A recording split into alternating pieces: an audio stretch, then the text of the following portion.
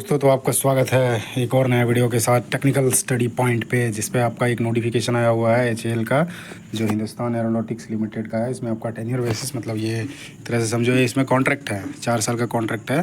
तो उस बेसिस पे आया हुआ है, जिसमें आपका आईटीआई और डिप्लोमा का सीट है, जिसका जो है एक एक करके जानेंगे। सैलरी क्या रहेगी, कब से फॉर्म भराना स्टार्ट होगा, फिर आप यदि गवर्नमेंट ऑर्गेनाइजेशन है तो वहाँ पे आपको एनओसी लगेगा, फिर आपकी पेपर कब होने हैं, कहाँ पे होंगे, पोस्टिंग लोकेशन क्या होगा, इसमें क्या क्या है जो काम करती है एचएएल, सब एक एक करके जानेंगे। तो स्टार्ट करते हैं। सबसे पहले इसमें देखते हैं, तो ये आपका नोटिफिकेशन नंबर हो गया, और ये आपका जो है टेन्योर बेसिस का है ना, नॉन एग्जीक्यूटिव कैडर का है। तो जिसका जो फॉर्म का है अप्लाई करने का, आपका 4 तारीख से, मतलब आपका जो कल निकल गया, कल बीत गया, कल से आपका फॉर्म स्टार्ट हो चुका है, और आपका 18 अप्रैल तक लास्ट डेट है आपका, 2 बजे तक का है ना। 4 अप्रैल से लेकर आपका 18 अप्रैल तक है फॉर्म भरने का जो डेट है। जो भी कैंडिडेट होंगे जो एलिजिबल हो पे अप्लाई करने के लिए, उसके लिए सारा कुछ कैसे कैसे फॉर्म भरना है उसके बारे में देखेंगे।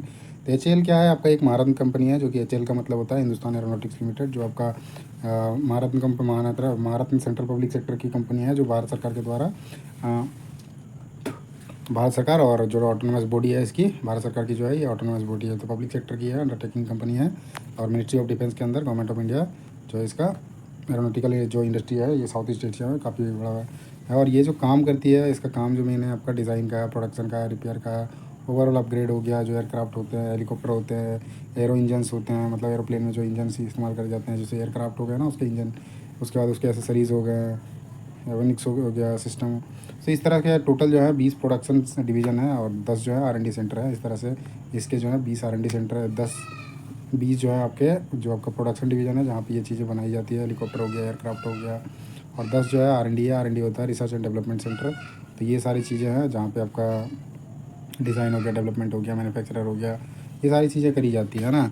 सो इसमें देखेंगे जो एयरक्राफ्ट डिवीज़न है हेल का, सो वहाँ पे आया हुआ है वैकेंसी, जो एयरक्राफ्ट डिवीज़न है हेल का, तो वहाँ पे आया हुआ टेन्योर बेसिस का, जिसमें से आपका जो है डिवीज़न जो है आपका कहाँ कहाँ पे है उसके बारे में। जैसे नॉन एग्जीक्यूटिव कैडर में एयरक्राफ्ट डिवीज़न जो है आप देखोगे बेंगलोर में है, ठीक है। उसके बाद आपका तमिलनाडु में है, राजस्थान में है, नालिया में है जो गुजरात पड़ता है। उसके बाद आपका गुजरात में ही जो है आपके 3 है, जिसमें आपका नालिया हो गया, जामनगर हो गया, और एक भुज में है। उसके बाद यूपी के गोरखपुर में है, और अम्बाला का हरियाणा में है। तो टोटल देखोगे तो आपके यहाँ पे जो आए हुए हैं, बेंगलोर आया है, तमिलनाडु, राजस्थान, गुजरात और हरियाणा, और आपका एक आपका उत्तर प्रदेश। तो टोटल 7 जगहों का आया हुआ है। बाकी गुजरात का जैसे है 3 जगह पे है, तो इसमें मिला के 9 हो गए है ना। जिसमें आपका 4 ईयर का कॉन्ट्रैक्ट रहेगा, जैसे डेट ऑफ ज्वाइनिंग जहाँ पे होती है वहाँ से लेकर आपका रिटायरमेंट तक 4 साल का है। मान लो आप यदि आप अच्छा काम करते हो तो आपका जो है एक्सटेंशन मिलेगा, अदरवाइज आपको वहाँ पे फिर आपको रिलीज़ कर दिया जाएगा। इसमें देखते हैं हम पोस्ट जो है, ये जो है फॉर्म जो है ऑनलाइन मोड पे है, ऑनलाइन ही अप्लाई करना है। सो इसमें देखते हैं पोस्ट जो है, डिफरेंट डिफरेंट पोस्ट आए हुए हैं, जिसमें आपका डिप्लोमा के लिए है, मैकेनिकल का जो है डिप्लोमा टेक्नीशियन हो गया। डिप्लोमा टेक्नीशियन में 2 तरह के हैं, एक मैकेनिकल में है जिसकी स्केल दे रखी है D6 करके टोटल सीटें हैं आपका 20 सीटें हैं उसमें, जो डिप्लोमा इंजीनियरिंग बी ए मैकेनिकल से मांगा है। डिप्लोमा जो टेक्नीशियन है आपका, जो इलेक्ट्रिकल इलेक्ट्रॉनिक्स और इंस्ट्रूमेंटेशन, इसके लिए आपका डिप्लोमा चाहिए इलेक्ट्रिकल से या इलेक्ट्रॉनिक्स से, या इलेक्ट्रिकल एंड इलेक्ट्रॉनिक्स से, या फिर आपका इंस्ट्रूमेंटेशन से, तब भी। इसमें जो टोटल सीटें हैं वो 26 सीटें हैं। उसके बाद है आपका फिटर का है, जो ऑपरेटर करके है, ऑपरेटर फिटर हो गया। इसमें टोटल 34 सीटें अलग अलग कैटेगरी में अलग अलग है। इसमें आपका आईटीआई के साथ आपका ये अप्रेंटिसशिप होना चाहिए, और ऑप्शन में दे रखा है एनसीटी करके, एनसीटी बीटी इन फिटर ट्रेड। यदि आप एनसीटी बीटी एनएससी आप कर रखे हो, आईटीआई के साथ आपको एनएससी मस्ट है। उसके बाद आपका है इलेक्ट्रिशियन का, इलेक्ट्रिशियन की टोटल सीट है 14 सीट है, इनमें सेम चीज़ है, आईटीआई के साथ आपका एनएससी है ना। उसके बाद मशीनिस्ट का है, मशीनिस्ट में आपका 3 सीट है, जो आईटीआई के साथ एनएससी इस पर मांग रखा है। और ऑपरेटर जो है सीट मेटल वर्कर के लिए है, उसमें आपका 1 सीट है। और टोटल सीटें मिलाकर जो होता है डिप्लोमा और आईटीआई मिला के टोटल जो है 98 सीटें आई हुई है। जिसमें आपका ये एवरीवेशन दिया हुआ है आपका, जो यूआर क्या होता है, एससी क्या होता है। तो यूआर अनरिजर्व, एससी एसटी हो गया, एससी हो गया, शेड्यूल कास्ट हो गया, फिर आपका एसटी शेड्यूल ट्राइब हो गया, OBC NCL, other backward class हो गया, नॉन क्रीमी लेयर में जो आते हैं, जिनका लेस देन 8 लाख का होता है। ईडब्ल्यूएस में वही जनरल कैटेगरी के जो है, जिनके 8 लाख से कम होते हैं जो इनकम होता है सैलरी, मतलब सालाना, तो वो इस सेक्शन में आते हैं। तो बाकी ये बनाना पड़ता है सर्टिफिकेट। ओबीसी एनसीएल में कौन आएंगे, उसका एक कैटेगरी दे रखा है, जो आपका क्रीमी, मतलब जो आपका क्रीमी लेयर में बिलोंग नहीं करता, या फिर 8 लाख से नीचे वाला, यहाँ पे लिख रखा है, तो मैं उस चीज़ को बताता हूँ। सेंट्रल लिस्ट में जो है ओबीसी का जो लिस्ट होगा उसमें आना चाहिए, है ना। उसके कास्ट के सेंट्रल लिस्ट देखोगे तो उसमें आपका लिस्ट दिया होगा, तो उसमें आना चाहिए, तभी जाके आप उसमें आओगे। और आपका जो भी ओबीसी बना होगा 6 महीने से पुराना नहीं होना चाहिए। कब से कट ऑफ डेट दे रखा है 31/3/2025 से आप 6 महीना पीछे जाओ तो आपका चला जाता है अक्टूबर तक, मतलब 1 अक्टूबर है, क्योंकि इधर 3 महीने हो गए हैं, जनवरी फरवरी मार्च, और उधर आपका दिसंबर नवंबर अक्टूबर। सो मतलब आपका सितंबर 31 के बाद, सितंबर 30 का होता है, तो वहाँ के बाद का आपका नहीं होना चाहिए, उसके बीच का होना चाहिए। तो 6 महीने कट ऑफ डेट जो दे रखा है उसके बीच का होना चाहिए। तो ये कट ऑफ डेट हो गया ओबीसी का, है ना, 31/3/2025 से पहले का, मतलब 6 महीना पहले का, उससे ज़्यादा नहीं होना चाहिए। यदि है तो आप 10 दिन के अंदर बनवा लो उसको, दोबारा री करवा लो, उसके बाद ही आप कराना है। बाकी ये आपका पे स्केल है, पोस्ट के हिसाब से पोस्ट नेम है, ये तो हमने पहले भी देख लिया। ऑपरेटर है, जो आईटीआई वाले ऑपरेटर रहेंगे, और डिप्लोमा वाले टेक्नीशियन रहेंगे। बाकी ये इनकी स्केल रहेगा DC-5 करके। सो इसके जाने का बेसिक भी क्या रहेगा, टोटल पैसा कितना मिलेगा। पीडब्ल्यूडी कैंडिडेट वो 40% मिनिमम होना चाहिए उसका सर्टिफिकेट में, तब जाके वो आएगा। अब क्वालिफिकेशन का रिक्वायरमेंट है तो वो तो देख चुके हैं, बाकी डिसिप्लिन है उसके दे रखे हैं। वो हमने जब उस पर बात करा था, जब कितने कितने सीट्स है, तो वहाँ पे क्वालिफिकेशन का भी बात कर लिया था। आगे परसेंटेज का यहाँ पे दे रखा है, तो आपने यदि ITI कर रखा है या डिप्लोमा कर रखा है, तो पर सेमेस्टर जो है OBC जनरल और EWS का मिनिमम 60% होना चाहिए। मिनिमम 60% या उससे ऊपर होना चाहिए, उससे कम नहीं होना चाहिए। ST/SC में आपका थोड़ा छूट है, 50% होना चाहिए, या इससे ऊपर 50% और इससे ऊपर होना चाहिए। तो मिनिमम आपका 50% होना ही चाहिए, इससे यदि कम है तो आप एलिजिबल नहीं हो। फिर एज लिमिट का दे रखा है, जैसे कि दूसरे हर एक फॉर्म में होता है, तो उसके हिसाब से, जैसे इसमें अपर एज लिमिट जो है UR जनरल का जो है वो 28 साल है। उसके बाद बाकी सारे ST/SC में 5 साल का है, OBC में 3 साल का है, PWD में 10 साल का है। बाकी कैटेगरी के हिसाब से आते हो तो यही चीज़ें, और कैटेगरी में 10+3 10+5 हो जाएगा।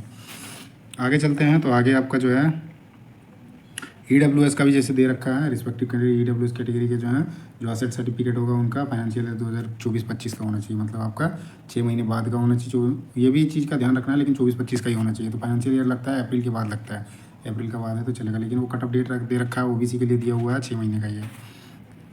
बाकी ये आपका JNK के जो है, जम्मू एंड कश्मीर का, उनके लिए एज लिमिट का दे रखा है 5 साल का छूट, जिन्होंने इसमें जम्मू कश्मीर में इस टाइम पे जो डोमिसाइल है, ऑर्डिनरी डोमिसाइल जो है 80 से 89 के बीच का है, जो उस टाइम पे वहाँ पे पीरियड में थे, तो उसको 5 साल तक का छूट मिला हुआ है। जिन्होंने अप्रेंटिसशिप कर रखा है AL से, उनके लिए भी एज रिलैक्सेशन का छूट है। एज रिलैक्सेशन जो है एक सर्विसमैन के लिए भी है, 3 साल का है। मोर देन सर्विस यदि 3 साल करता है तो उसके हिसाब से फिर आपका मैक्सिमम जो है 45 का रिलैक्स एक सर्विसमैन का। ST/SC से है तो आपका 50 का है, और OBC का है तो 48 है। 3 साल 5 साल यहाँ भी कर रखा है। पोस्ट क्वालिफिकेशन एक्सपीरियंस का है, जिन्होंने ऐसे कर रखा है तो मैक्सिमम 7 ईयर है। जैसे क्या है, maximum extend up to relevant post qualification experience, तो 28 साल के बाद यदि आप कहीं पर सर्विस कर रहे हो तो उस केस में आपका 35 साल तक आएगा, 31/3/2025 तक, है ना। और इनका दे रखा है जो अप्लीकेबल है रिलैक्सेशन नॉट सक्सेस, मतलब 56 साल से ऊपर का अपना नहीं होना चाहिए। और PWD का दे रखा है, PWD का 56 साल, और जो दूसरे कैंडिडेट हैं उनके लिए 55 साल। मतलब जैसे एक सर्विसमैन जैसे जो भी कैंडिडेट होते हैं ना, उनके ज़्यादातर, अब जैसे 50 साल में कोई रिटायर हो रहा है, या कोई 55 साल में बाहर रिटायर हो रहा है। जैसे आप आर्मी में जाओगे तो वहाँ पे भी प्रमोशन लगती है, तो 15 साल की जगह 20 साल 25 साल तक सर्व करते हैं। फिर DSC में भी होता है, मतलब डिफेंस सर्विस स्कोप होता है, इस तरह का होता है।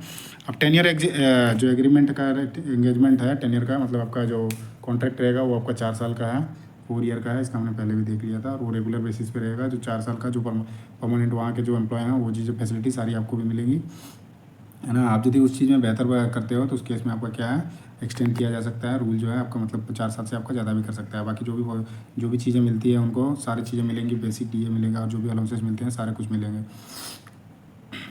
अब इसमें क्या है, आपका कोई राइट नहीं है, वो कह रखा है कि आप 4 साल कंप्लीट होने के बाद ये नहीं है आपके पास राइट है कि आप कहो कि हमें परमानेंट कर दो बोल के, मतलब रेगुलर एम्प्लॉय कर दो बोल के, ऐसा कुछ भी नहीं है। तो कंपनी का जो है रेगुलर है, उस चीज़ का जो रूल रेगुलेशन है उसके हिसाब से ही आपको टेन्योर बढ़ाया जा सकता है, टाइम बढ़ाया जा सकता है। अदरवाइज आपका जो है 4 साल में कंप्लीट, तो आप यदि परफॉर्मेंस अच्छा नहीं रहता है तो आप निकल जाए, मतलब आपको मतलब कॉन्ट्रैक्ट खत्म होने के बाद आप निकल जाओगे, निकाल दिया जाएगा। फिर उसके बाद यदि आप सही काम करते हो तो एक्सटेंड किया जाएगा, 2 साल 3 साल ऐसे करके एक्सटेंड किया जाएगा। ट्रेनिंग जो है, ट्रेनिंग रहेगी 8 वीक की, है ना। ट्रेनिंग जो है आपका वो 8 वीक का है। प्लेस ऑफ पोस्टिंग में आपका वही जो तमिलनाडु का है, बेंगलोर, और जो गुजरात के हैं, UP के हैं, गोरखपुर, और उसके बाद गुजरात हो गया, राजस्थान का है, हरियाणा में अम्बाला, ये सारी जगहों पे आपका हो गया ना। टोटल पैसा जो आपको मिलना है डिप्लोमा टेक्नीशियन का है, वो आपको टोटल होता है 47,868 रुपये, और ऑपरेटर जो है ITI वाले उनका 45,852 रुपये। बाकी इनमें आपको सारे DA मिलेगा, HR मिलेगा, पॉक्स सारे जो भी हैं वो सारे कुछ मिलेंगे। इंसेंटिव भी इसमें मंथली इंसेंटिव है, सारी चीज़ें अलाउंस जितने भी है, कपड़े का हो गया, शूज़ का हो गया, वो सारी कुछ मिलेंगी। कहीं पर बाहर जाते हो टेम्प्रेरी ड्यूटी के लिए, तो आपको सारा TA DA ज्वाइनिंग, ये सारा कुछ, नाइट अलाउंस, सारा कुछ दिया जाएगा, है ना। बाकी ये 1500 का दे रखा है जिन्होंने मेडिकल से वो अदर बेनिफिट लेते हैं, जो मतलब जो एक सर्विसमैन होते हैं वो उनका पहले से ही चल रहा होता है। ECHS करके हैं जो डिफेंस के अंदर आते हैं, तो उनको ये चीज़ें मिलती है। बाकी आपको इंक्रीमेंट लगेगा, हर साल का 3% का इंक्रीमेंट होगा, हर साल आपको 3% का इंक्रीमेंट मिलेगा। बाकी हॉस्पिटलिटी का है। सिलेक्शन प्रोसीजर में आपका पेपर होगा, ठीक है, रिटन टेस्ट होगा, उसी के हिसाब से आपका। और रिटन टेस्ट जो है वो बैंगलोर में होगा, ठीक है। और इसमें आपका कोई भी TAT आपको दिया नहीं जाएगा, और जैसा आप नंबर लेके आते हो उसके हिसाब से आपका सिलेक्शन होगा। पेपर जो है यहाँ पे दे रखा है 50%, 60% जो है जनरल OBC और EWS के लिए 60% मिनिमम लाना है, ST SC के लिए 50% क्वालिफाइंग एग्जामिनेशन जो है। ये आपका ऑफिशियल वेबसाइट है, यहाँ से आप कर सकते हो, एप्लीकेशन रजिस्ट्रेशन करके आप कर सकते हो। पेपर जो आपका है 2.5 घंटे का होगा, जिसमें आप 3 पार्ट में पेपर लिए जाएंगे। एक में आपका 20 क्वेश्चन रहेगा जो जनरल अवेयरनेस का है, पार्ट 2 में जो है 40 क्वेश्चन रहेगा इंग्लिश और रीजनिंग, और पार्ट 3 में जो है 100 क्वेश्चन रहेंगे जो आपके मतलब ट्रेड से होंगे। सब में आपका 1-1 मार्क्स का होगा, और इसमें नेगेटिव मार्किंग नहीं है। और क्वेश्चन जो आपका है वो आपका इंग्लिश में रहेगा, खाली इंग्लिश में। तो टोटल 160 क्वेश्चन रहेंगे, जिसमें आपको 2.5 घंटे दिए जाएंगे और 3 पार्ट में रहेगा ना। जो भी चीज़ें हैं एग्ज़ाम का वो आपका बेंगलोर में होगा, और एडमिट कार्ड ये है सारा कुछ आपको मेल में भेज दिया जाएगा। और वो पेपर जो है आपका फर्स्ट वीक के मई में, मतलब अभी चल रहा है अप्रैल, नेक्स्ट मंथ आपका पेपर होगा। इसमें कैंडिडेट जो है अपना पैन कार्ड जब भी आप जैसे ज्वाइनिंग के टाइम पे आएंगे दे रखा है, तो ये सारी चीज़ें आपको चाहिए होंगी। मतलब आप एग्ज़ाम के टाइम पे जाते हो तो आपको एटलीस्ट आपको एक गवर्नमेंट ID होना ज़रूरी है पेपर देने के लिए। डॉक्यूमेंट वेरिफिकेशन का है, जैसा स्कोर लेके आते हो उसके हिसाब से मेरिट बनेगी, फिर उसके बाद आपका सिलेक्शन होगा। बाकी ये सारी चीज़ें दी रही है। मेडिकल एग्जामिनेशन होगा, हेल्थ के हॉस्पिटल कहीं पे है वहाँ पे ही करवाया जाएगा। इसमें लिखा हुआ डॉक्यूमेंट वेरिफिकेशन, जहाँ पे आपको होना है तो वहाँ पे आपका मेडिकल वेरिफिकेशन भी हो जाएगा। उसके हिसाब से आपका डॉक्टर यदि मेडिकली फिट करता है तभी आप फिट हो, अदरवाइज आप फिट नहीं हो, है ना। कैसे अप्लाई करना है, तो अप्लाई करने के लिए ये आपका 4 तारीख से 18 तारीख तक है, अप्रैल तक है ना। इसमें आपका जो फ़ोटो लगेगा, देखो यहाँ पे पासपोर्ट साइज फ़ोटो है, 100 KB से आपका ज़्यादा नहीं होना चाहिए, और सिग्नेचर 50 KB ज़्यादा नहीं होना चाहिए, है ना। और इसी में आपका ये है साइट है www.hal-india.co.in करके है। तो इसमें आप जाओगे, फिर लॉगिन करोगे, वहाँ से आपका रजिस्ट्रेशन होगा, फिर उसके बाद आपका फॉर्म भरने का प्रोसेस चालू होगा, है ना। तो ITI का लगेगा, 10th का लगेगा, और आपका NAC जो है, 3 चीज़ें आप हमेशा तैयार, फ़ोटो, सिग्नेचर। आप कौन भर सकता है, तो जो भी इंडिया के हैं, भारत देश के हैं, वही इस फॉर्म को भर सकते हैं। टेन्योर बेसिस पे हैं, करंटली वर्किंग जो वहाँ पे हैं वो भी भर सकते हैं इस चीज़ को, है ना। अगला जो है इसी में जो वहाँ पे जो भी काम कर रहे हैं ना, उनके लिए भी अपॉर्चुनिटी बढ़िया है। जो HAL में अभी काम कर रहे हैं या फिर दूसरे अदर गवर्नमेंट सेक्टर में काम कर रहे हैं, उनके लिए भी वो भी भर सकते हैं। उनको NOC चाहिए होगा, बस यही है। बाकी यही सारे दे रखा है, तो आप चाहो तो आप खुद से बाकी सब भी पढ़ सकते हो। तो मेन चीज़ जो है आपका रजिस्ट्रेशन का फॉर्म भरने का। सीट हमने देख लिया कितनी सीटें हैं, सीट में देख ली पैसा क्या मिलेगा। तो ये टोटल सीट जो है 98 सीटों का आया हुआ है, जिसमें डिप्लोमा के भी हैं, इलेक्ट्रिकल फिटर, डिप्लोमा जो है मैकेनिकल का है, इलेक्ट्रिकल का है, और इलेक्ट्रॉनिक्स और इंस्ट्रूमेंटेशन का। बाकी ITI में फिटर का है, इलेक्ट्रिशियन, मशीनिस्ट और सीट मेटल वर्कर के लिए। टोटल सीटें जो है 98 है। पैसा भी तगड़ा मिल रहा है, 45,000 से ऊपर का। ITI वालों का 45+, और डिप्लोमा वालों के 47+। तो ये बहुत बड़ी अपॉर्चुनिटी है। 4 साल का एक चीज़ है कि आज के डेट में आपके पास एक्सपीरियंस है तो जॉब की कमी नहीं है, लेकिन पहले लगना ज़रूरी होता है। तो इसी के साथ यहीं पे एंड करते हैं, और फॉर्म को भरिए, जल्दी भरिए, तैयारी अपना शुरू कीजिए, क्योंकि आपका 1 महीने का भी टाइम नहीं। आज फॉर्म भरते 1 महीने बाद आपका पेपर हो जाएगा, रिजल्ट भी तुरंत आ जाएगा। फिर ये बहुत जल्दी कराता है, मतलब 3 से 4 महीने में आपका ज्वाइनिंग भी हो जाएगा। तो इस वीडियो में इतना ही करते हैं, और वीडियो अच्छा लगे तो वीडियो को लाइक करना, चैनल को सब्सक्राइब करना, और साथ ही अपने दोस्तों के साथ शेयर करना ना भूलें। जय हिंद, जय भारत।